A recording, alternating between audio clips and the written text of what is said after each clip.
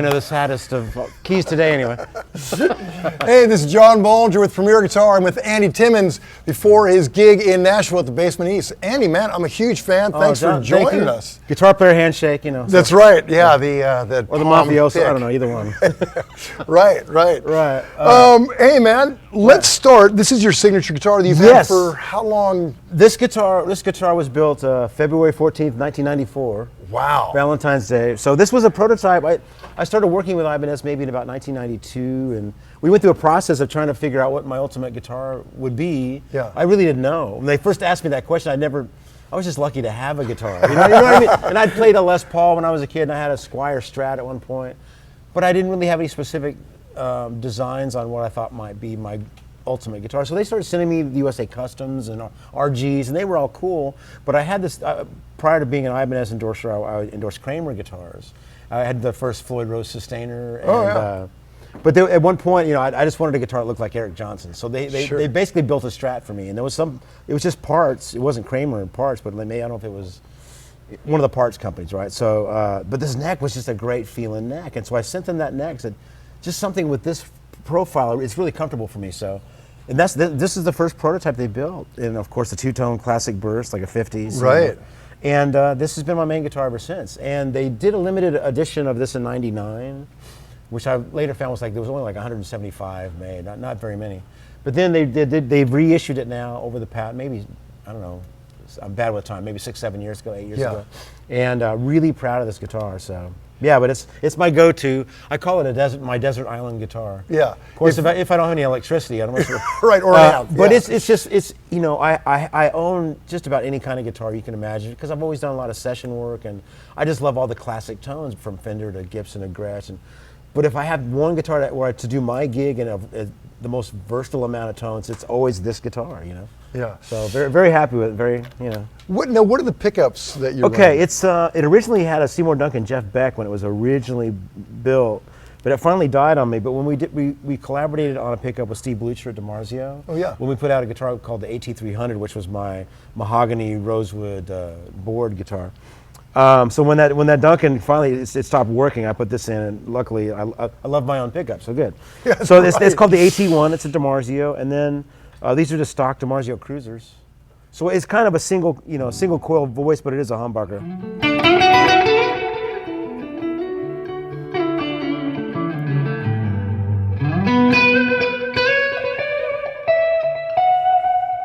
And it matches nice with the, you know, for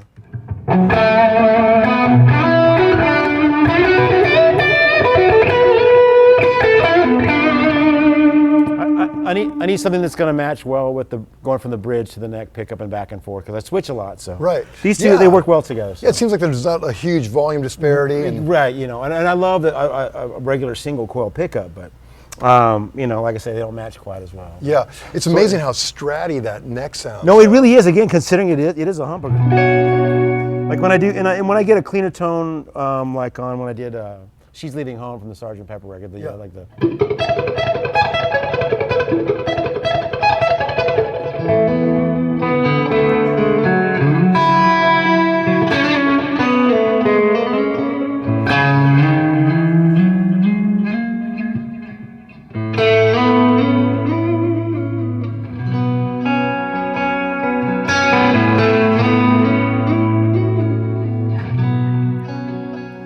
Really hear a lot of detail. So not very humbuckery, but yeah.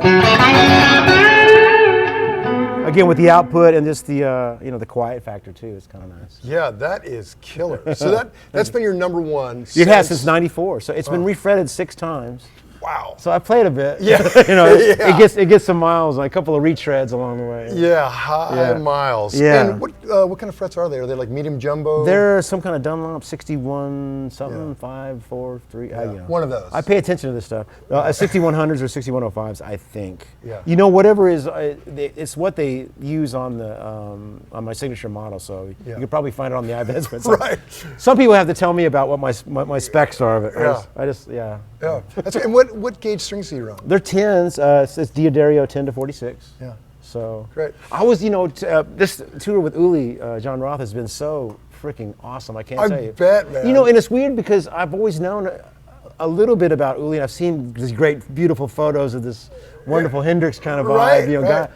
But I wasn't that familiar with his music, you know. But once I started listening as I was getting ready for the tour and kind of checking out, wow, okay, I hear where, you know, I see where he comes from, but I see where people have gotten from him. He's Right, really that an whole neoclassical influential thing. Yeah. Even a bit of Eric. There's some Eric Johnson-y things and some '70s recordings I heard. I wonder if Eric maybe checked him out a little bit. So it's, but you know, he's got 8s on his top, just like Yngwie, you know. Wow. And then he was talking about, yes, well, Yngwie says you won't get that shiny vibrato.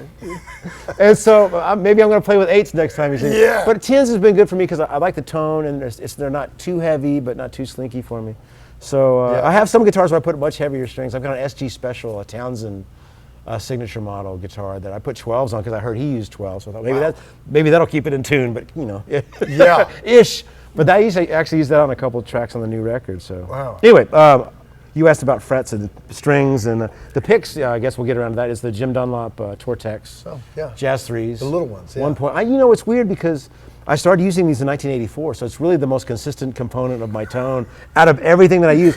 I got really addicted to using these. They're not the best tone pickup. Like I love like a Fender Extra Heavy. Yeah. It's just nice meaty tone and everything, but I don't have the groove I have with this because I got so used to just using the very tip of the. It's got a pretty sharp point to it, so I'm using my nail and the, you know. So there's actually flesh happening and nail and pick. And it seems like you're like at quite an angle.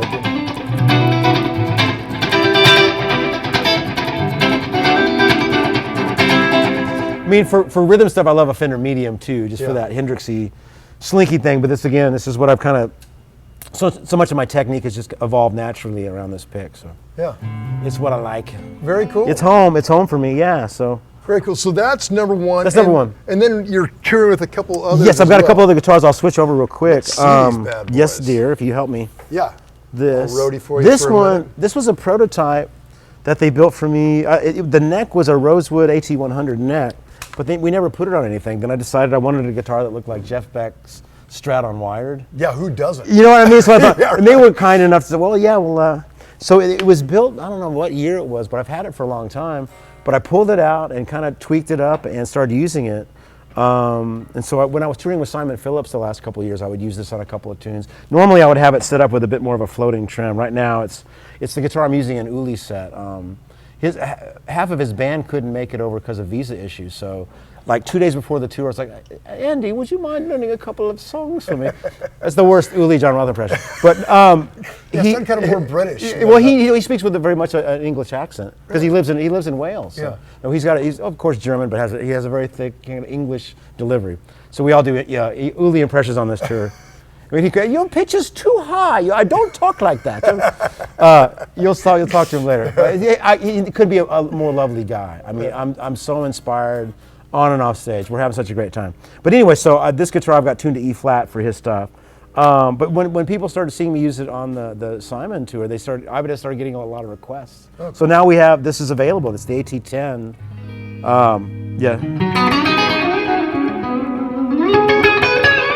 It's basically identical. It's just it's my guitar with a rosewood board, you know. So Yeah, very cool. yeah, it's a little different tone, but of course I love that, you know.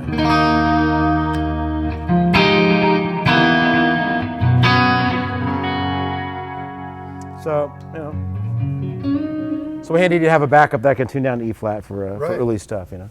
And then this other little guy back here, which I'm thrilled about. They just kind of reintroduced the Talman line, Right. which I have. I have a Talman. There was a Talman they built for me in the '90s that had an AT-100 neck on it that I've got set up with 13s for surf. Yeah. That's my surf guitar with single coils with heavy strings. Boy, that's in standard. Standard tuning. Man, Well, that's- yeah. That's a man's guitar. It kind of is, but you can't deny the tone. I put that through an old dual Showman with a reverb tank in your Dick Dale City. Sure, you know? yeah. No bending strings on that, though. You can, yes. Well, you can. You know what's weird? It's not. I mean, there's been such a mythology around Stevie Ray using these heavy strings, and there was I did a clinic tour with Sean Lane back in like 1993. He was an Ibanez guy for a short while. And we were doing a tour together. He told me a story about being in the studio with Stevie Ray. Sean spent his life in Memphis largely, and Stevie Ray was working at Art and doing one of his records. And they got to be friends because I guess they were both working on a project at the studio. And Sean told me, and you know, Sean had like maybe 9s, and they were like on the deck. I mean, ridiculous facility he had. But he said he picked up Stevie's guitar and he couldn't make a sound. It's like couldn't, you know, just it was so heavy and the action was so high. But once you get on it, and like I was talking about the SG we used to put the 12s on it, before long, I mean, it was like, the first day I was like, man, this is gonna be bad. But I'd spent a couple days with it and it just wasn't that bad, you know. Of course, that's the different scale length that it kind of, it was kind of felt like it might be like 11s on my guitar, you know. So you get a little help from the Gibson scale length. Anyway, so long story short, this guitar is a blessing for me because I have an old 68 Telly that I use in the studio a lot, like on the country tunes I've recorded, like Headed for the Ditch and all that. But it's not a guitar I would take on the road, so when I would do those tunes with my band live, I could get a close tone on my guitar, but there's nothing like that kind of pickup, you know. And so I go to a slightly heavier compression with my Carl Martin pedal in it.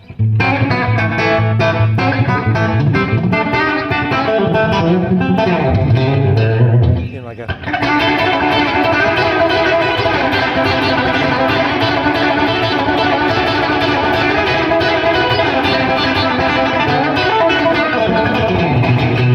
Get twangy with it, you know.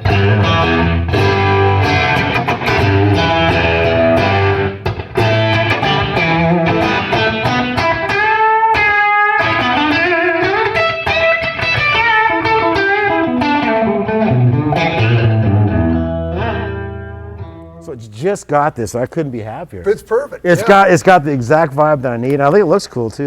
And you do that whole like country bag so well, man. I mean, just nail. You know, I played a lot of jazz over the years, and I find that bebop and that kind of style of chicken picking, it's kind of the same. Got a bounce to it. There's a lot of the similar bounce, and it's just kind of with the attitude. There's not that kind of bending and stuff in jazz, but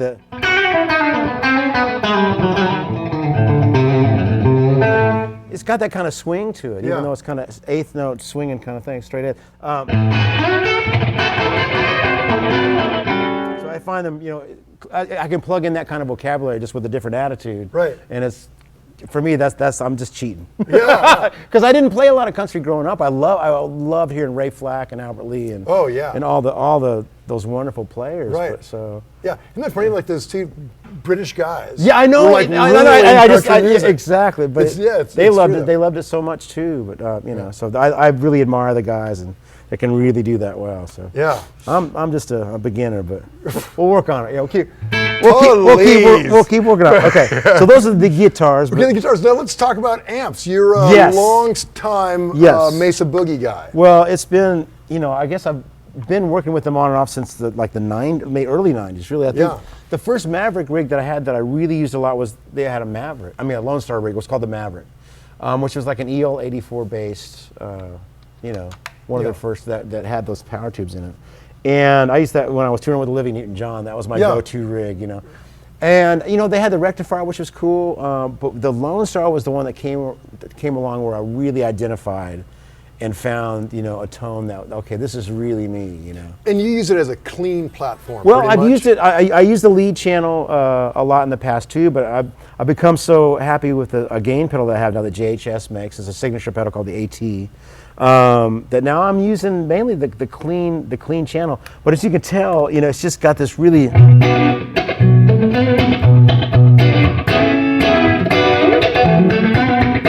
big, fat and warm and punchy, and it comes stock with 6L6s, but you can put 34s in it. So tonight my rig is kind of half and half. I've got one set up with 34s and one for 6L6s, so I'm getting a little best of both worlds, you know. So are you? But I love what the 34s kind of tighten it up a little bit. Now you're running. You have one as a backup, or no? It's a stereo rig though, because of space constraints. I've got. It's just stacked on top of each other, but it's left and right theoretically. Okay. You'll hear I've got 2 different delay times usually on. You're like a David Gilmour, like dotted eighth quarter note, kind of deal. So that's. So when you're going to dotted eighth, and the other one you're doing straight quarters. Yeah. 1, 2, da. So that, you know, I call it the halo around the note, and I basically have the delay set up with a bit of modulation on it, so you get a bit. Little pitch bending to It's like emulating an old tape echo or my Memory Man echoes. You know, where you get the modulation on the. Yeah, that is on so the repeats. lush. So, but it's I've got one set up as like the main amp, which is the lower one, and then that will feed into the effect, and that splits stereo back, return into one, return into the other. So the top one's just slave, so it's just the master volume is engaged. Okay. So it's that preamp tone through the two different heads. Really, just the only stereo part of it is the echo with a little bit of the chorusing. So. Yeah. Yeah. But it's been something I've loved to play with for forever. So. Yeah, and what kind of speakers are you running in there? Are they? Oh, and this is my favorite cabinet. It's the Mesa Rectifier 212, and it's their vintage Celestion 30s. Yeah.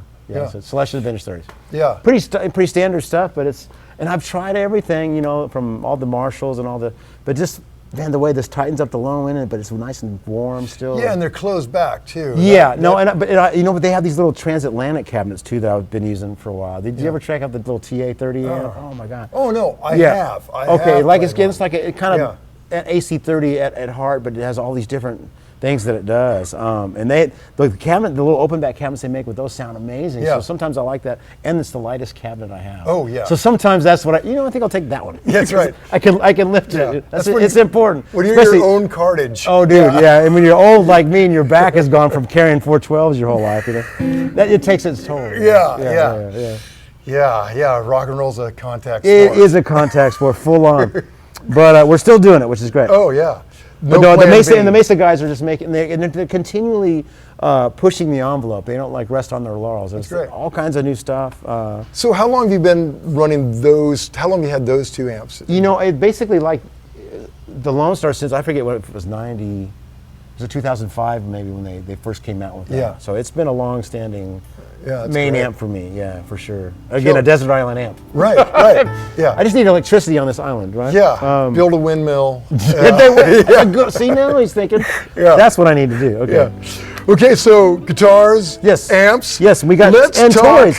Let's talk this pedal board. You have so much stuff. Because the worse you play, the more pedals you need. Okay. Now you were mentioning because there's so much stacked on top of each other. Well, I first have to give props to Mr. Daniel Steinhardt, who he's the one that builds and designs the GigRig system. So that's the switching system that I use that helps change all my pedals in and out and change channels on the amp. It does all kinds of wonderful things. But he kept seeing my ramshackle pedal board when I would travel.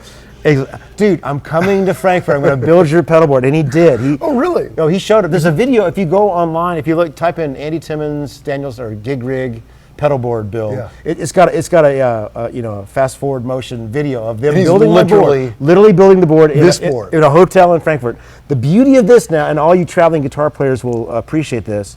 This pedal board loaded is under 50 pounds. Well, wow. Important because anything over 50, they're going to charge you. My last pedal board weighed 50 pounds without anything in it. Right. And so what I would have to do to get around paying $150 every time I flew, I'd have to yank all the pedals off. And it's just wear and tear, just that. So Danny goes, "Oh, mate, I'm coming. I'm going to build you a pedal board."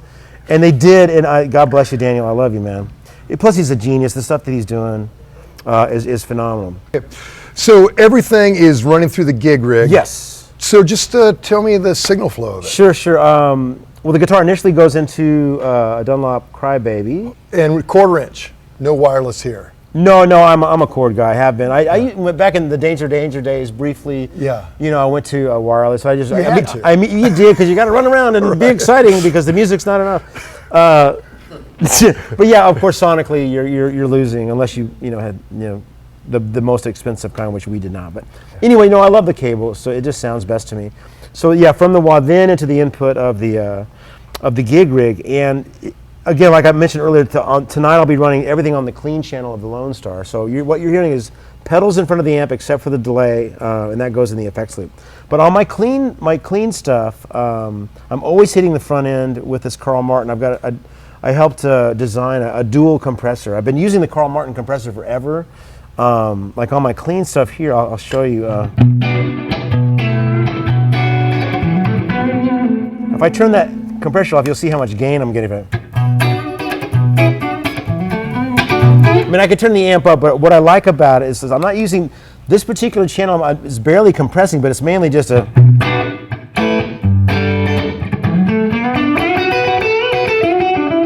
So I'm making the tubes work a little bit harder. Yeah. And you leave that on like all the time. Well, only for the clean stuff. Okay. That's on purely for clean stuff. I haven't been using it on lead channel stuff at all. So that's.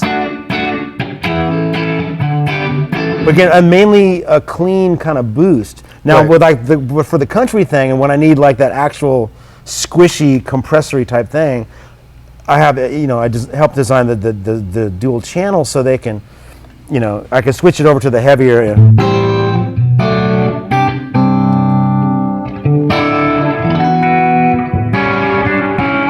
With this Humberg, it's a little distorted. I've got it dialed for that single coil, but it's nice to be able to get that kind of. Before, with a single compressor, I'd have to change all the settings, and so now, and with the GigRig, you can change the channels with it. You see when I go from here, you see the light change. Oh, that's nice. So cool. Right. It's funny because you don't really hear the compression, but you just hear a boost. Well, there's definitely, it's more about the boost on at least on what I use on the main clean side. Yeah. But yeah, I've got the other side set up for pretty heavy compression, but it reveals itself a bit better with the single coil pickup. Yeah. So that's mainly the clean stuff. Now, I've got this old Boss Keeley blues driver, Keeley modded blues driver. Oh, yeah. That's the blue pedal on the bottom. So I can use it for a slightly gained up. But a pretty common sound for me is to have a somewhat gained up tone, it's kind of like a Marshall, but then with the gain back down.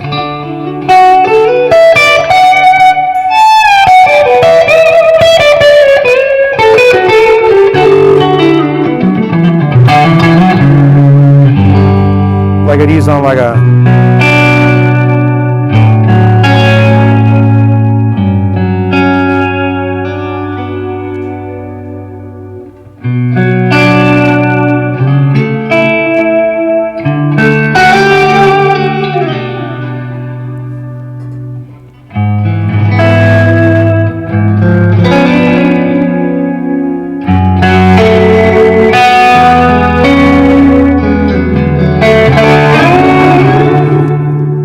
You wouldn't necessarily think that's.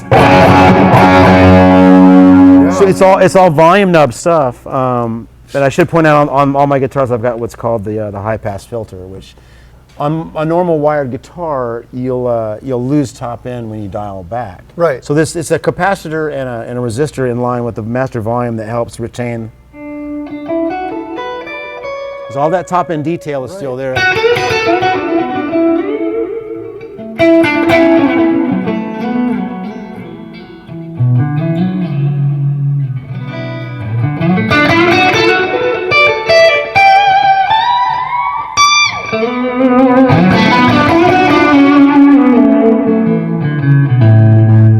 So that's that. Yeah, it's interesting when you roll back your volume. The volume's not really changing that much. It's just cleans up. It's cleaning up massively. Yeah. So love that. Yeah, that's great. Do all your guitars come with that? Well, I'm not sure if that. To be honest, I mean, is that what Ibanez does, or is that? I'm not sure if that's do? on the model or not. That's a good question. You should talk to those Yeah, guys. That's a good idea. That's a good idea. We might edit that one out. But no, I really, to be honest, I don't know. It should. But if it doesn't, it's an easy mod for your tech to do. Okay, so those are the compressors. That's your blue overdrive. That's the mid gain that I like. Now for the main lead tone, mainly the sound I've got on all night is this JHS pedal with the clever little @ sign for for AT. Very cool. That's my signature pedal, and that's this tone here with a.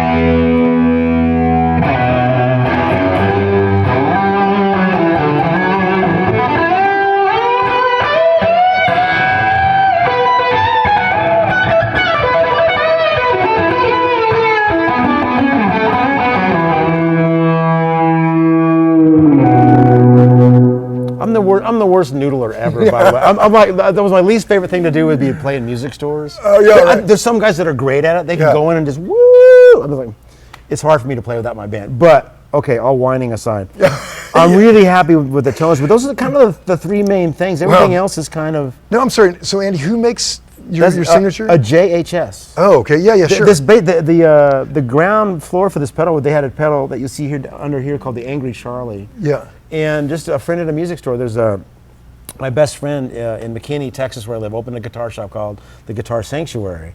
And they're really a nice high-end shop, so they got all the right pedals and great boutique stuff. And so it's kind of a nice filter for me because there's so many pedal companies and there's so much stuff. Right. Yeah, I kind of rely on. It's like when Pee Wee walks into the magic shop. Pee Wee, you've got this new, onion gum. So I'm like that. So I walk in and my guy Brian there will. Oh yeah, I think you like this pedal. You should check this out. Anyway, so that's how that happened. So I found this pedal that I really dug, and then I ended up meeting the guy at the company and. They noticed a distinct spike in sales of that pedal when I started using it, which is flattering. But I guess once if somebody likes your tone, they want to see what's on your board. That's why we do this, obviously. That's why we do this. So they asked, well, maybe we could customize it in a way. And Josh, the guy Josh Scott there, did an amazing job making it even more flexible with some more headroom and 3 different modes that you can use, like 100 watt. 50 watt, 25 watt kind of feel. Really? Yeah, so like kind of, more open to more compressed. Yeah. Depending on what kind of feel you like. Next level geekery. No, that's where we live, isn't it? And so and it's been so great because in front of my Lone Stars, I love it. But I can take this pedal in front of, if I can't have my amps, if they've got a backline twin or whatever it is, I'm going to get a good sound with it. There was one night I sat in with Mike Stern and Eric Johnson. They played at the Granada in Dallas. And I'm going to see the show anyway, and I was visiting with him backstage. He goes, well, you want to play? Oh, I just happen to have my guitar with me, And so I had that on my timeline. They plugged it into, Bill Webb had an old twin out in and it sounded real good, So it makes me happy that I can have my tone in the box. Well, okay, where were we? So there's other stuff. Okay. My 3 main sounds are Carl Martin for the clean channel, Blues Driver for that mid gain, the JHS AT for my lead sound. Now everything else, I've got little bits of stuff. Like I love this. There's a Brazilian company that I endorse called G&I, and they make this Octafuzz thing. It's my favorite. I've got an old Roger Meyer Octavia, which is great, but very volatile. I can't travel with it. Sure. It works great sometimes. Yeah. But this thing I can.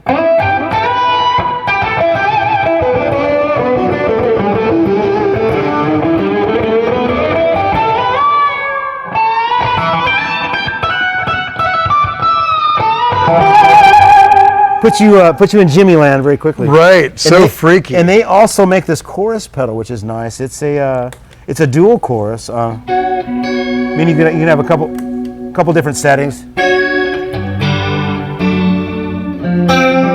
It's a wonderful kind of vintage analog. Right?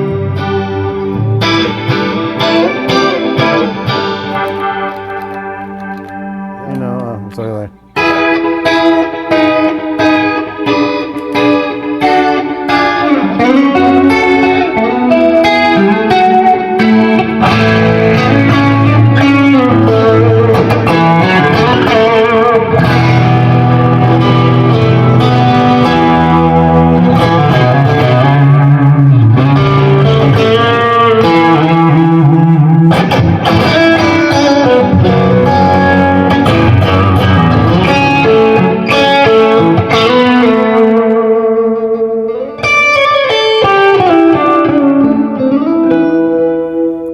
So that's some awesome. of that, and then what else do I have? Oh, there's a Fuzz down there by Wampler that's pretty cool. I haven't been using it live too much, but it's a wonderful woolly kind of.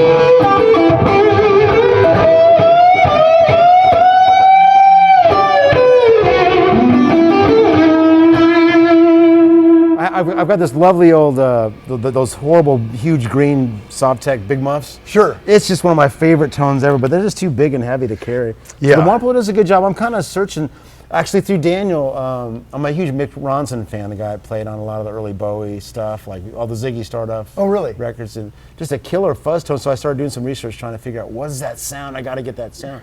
And it's a tone bender Mark I fuzz, like maybe Vox made the first one. Or was it Rolla Sound? One of those. Anyway, so there's a guy in England that makes like every material, every component is identical. So I think the company's called Pig Dog or something like that. Anyway, I have one on the way, so I'm anxiously awaiting that fuzz. Cool. You know, it's funny though, man, how like I saw something on Eric Johnson the other day, and he was using like a Boss DD2. I saw that. I was like, what's the world coming to? I know. But of course, that guy. It sounds great. So now everybody's going back, I think I have a DD2. And exactly. I found, mine's a DD3. Damn it. Yeah, exactly. It's got the wrong section. Yeah. Eric is just, he has done so much work, and Yeah. I kept telling him when I'd see him, I said, you just need to write a book, and just but he would tell me, all the little stories you hear about the difference in the batteries and all that. But it all makes sense. And once if you start going down the path, it's not crazy. It's just the guy's done more work than most. And he just really listens. No, he does. And he's got the ears, and so. But what I started discovering working with my bass player Mike, because he's now engineering and producing the records together with me, and if you spend the time and learning it yourself is the way. You know what I mean? Right. Somebody could tell you, "Oh, use this because this is what I found." You may not find the same thing, but if you go down the path, you'll go, "Oh, I get that, but I like this better." Right. It's the same with learning music. Right. You know what I mean? It's like you can look at the transcription or somebody can show you the lick, but if you put the record on and if you earn it. Yeah. It means more, and you develop more of a unique thing about it. So if you want Eric's sound, maybe if he wrote the book and you could try to, but then you're not going to sound like that because you're not Eric.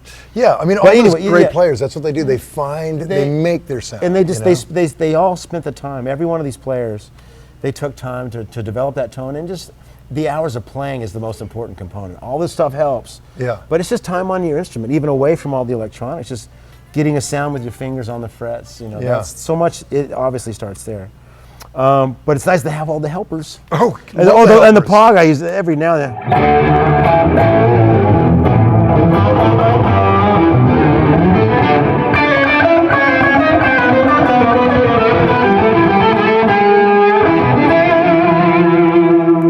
That's a fun one. It's just honking. And it's cool that you've got that and the octave fuzz, and you can You know what? I don't have a patch set up now, but there was a song called "Helipad" on Resolution, where I start off with an octave box. I think it was the Boss OC2 on the record, but then I bring the Octavian with it. Yeah. Let me see if I have to figure out what's in what here. Let me go. Let's see if you can recreate that. Let's see.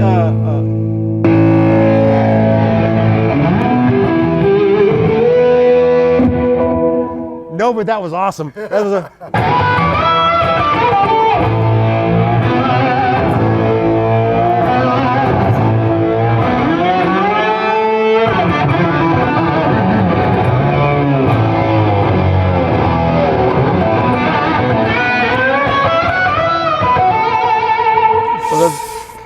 I was telling Mike about on Helipad with both the Octavia and the Pog Fuzz.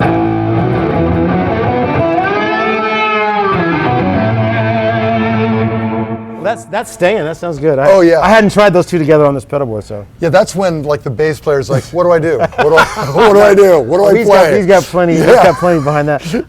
But yeah, I'll give you co-write. John Bollinger on co-writing of the patch. Right.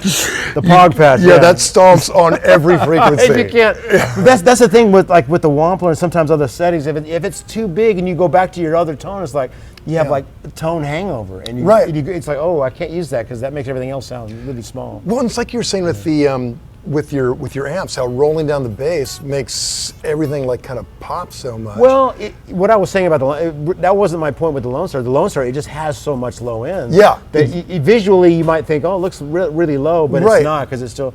Yeah. But I've always heard Jeff Beck would dial a lot of his bass out immediately. Yeah. Which counter to me, I'm always trying to get rid of all the brittle top end. So maybe I'm thinking I'm compensating by cranking the bass. Yeah. But maybe that's not the case. But that's again that's why I like the JHS AT thing, because I can get a nice singing tone. Because the more gain you add, obviously the more buzz and sizzle. So it's a compromise. But it has such great control over the top end that I can really get enough gain without being too buzzy and harsh. That's what I'm always trying to get away from. It's awesome. That is awesome. Thank you, man. I appreciate it. So the last one is just your script. That's I have an original one at home, but some of these things I'll leave at home. That's just a reissue, but it sounds really nice. I don't know what I did with it. Hold on a second.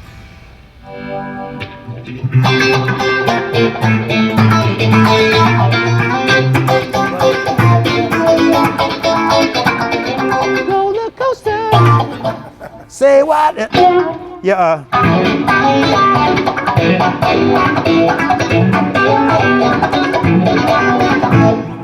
Reissue, but it sounds great. I like the vibe. It sounds great.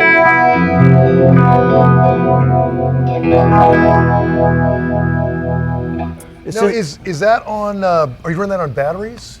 No, I've got the power on it. Okay. And you've got a tube screamer. That's an original TS-808. Now, when I use the lead channel on the Lone Star, like.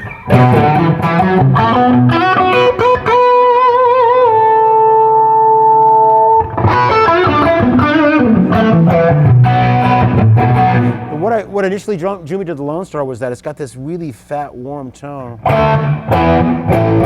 without being too buzzy and too overdriven. Right. So, but you need a little bit of kick for a little bit of.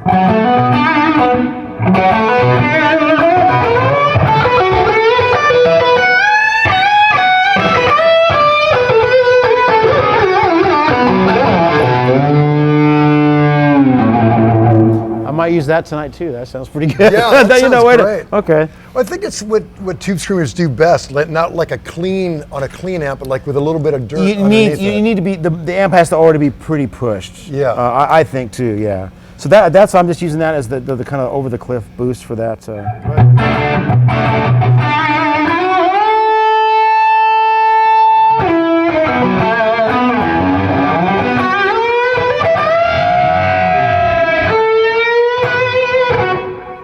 Yeah, not bad. It's got a thing, you know. Brings it to 11. I like it. I like it a lot. Yeah.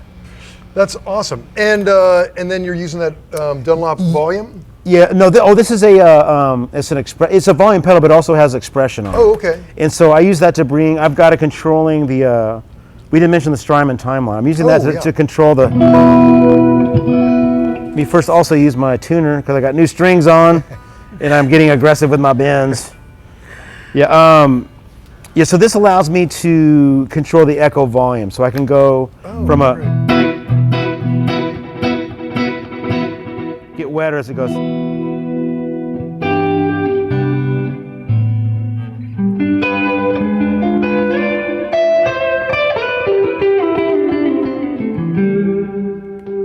Sometimes you need to, you know.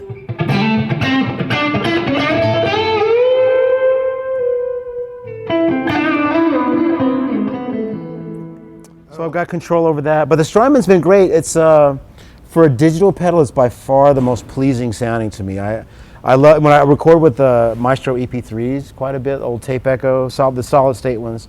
And I used to travel a lot with the Deluxe Memory Man by Electro Harmonics. Yeah. The older ones, because you could dial in the modulation on the repeats. Yeah. To kind of emulate that wow and flutter of the tape, right? But this does a great job of, I really have spent a lot of time dialing in the parameter, you know.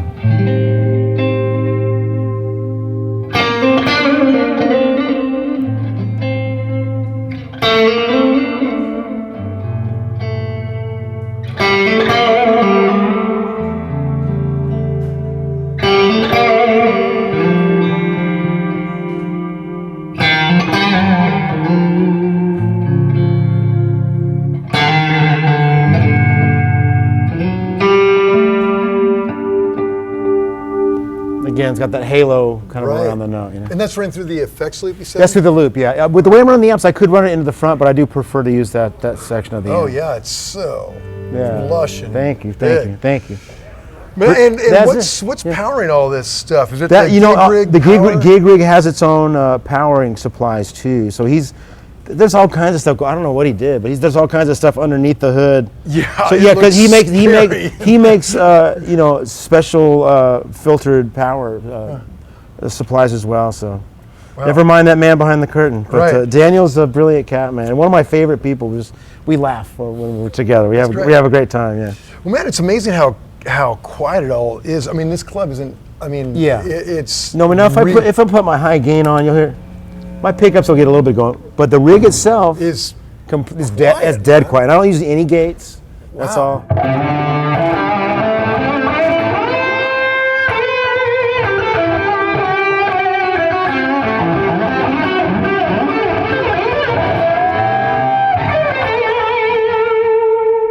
Yeah, that's it works. It works. Wow. Yeah, man. So. Awesome. Yeah. Well, Andy, this has been really inspiring. Thanks, man. Joe. I appreciate it. Thanks for inviting me. Oh, yeah, I'm honored, man. I've seen some of your rigged rundowns. It's fun. I love it. Okay, well, soon From, to be from the watching geek, from the geek and all of us, you know. Right. But yeah, thanks for watching, everybody. Thank you. Okay, cheers. Till next time. Right on. Don't forget to sign up for PG Perks, your all-access pass to exclusive gear giveaways and discounts on PremierGuitar.com.